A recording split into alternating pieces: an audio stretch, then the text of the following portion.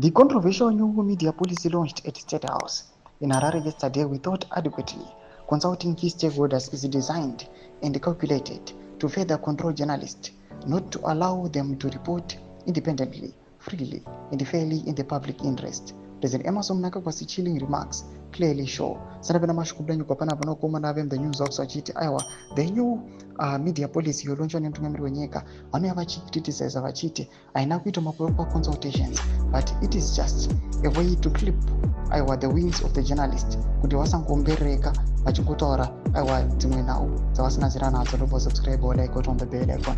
Timina muna umoblanyu kwamzinza under my leadership the media will continue to be our cornerstone for promoting unity, peace, social cohesion, harmony, and the love for our country. Anything besides this, Chibakira Muziso will punch you in the face, deal with you. Mnangagwa told those selectively chosen and gathered at the event. Anything else beside what Mnangagwa says he wants, for instance, holding those in power to account, exposing corruption, and insisting on accountability, among other critical functions of the media, is not allowed.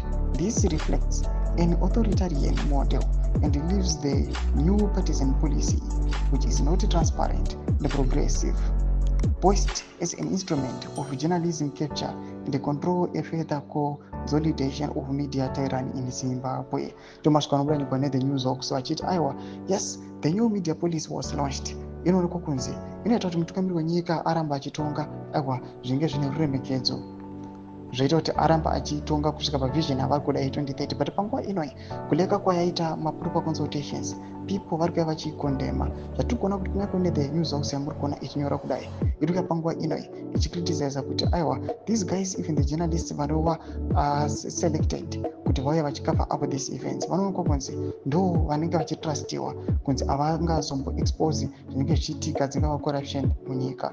Tudze mafunguro enyu mutudi pamusoro pechitiko ichi. Kuna comment section medu, subscribe or like, turn on the bell icon.